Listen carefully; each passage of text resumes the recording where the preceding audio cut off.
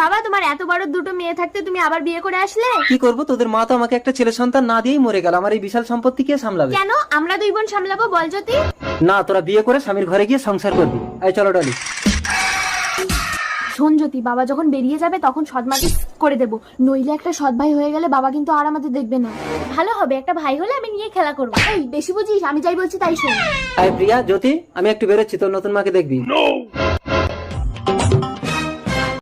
এই যে মোহনালি, পায়ের উপরে পা তুলে বসে আছো কেন?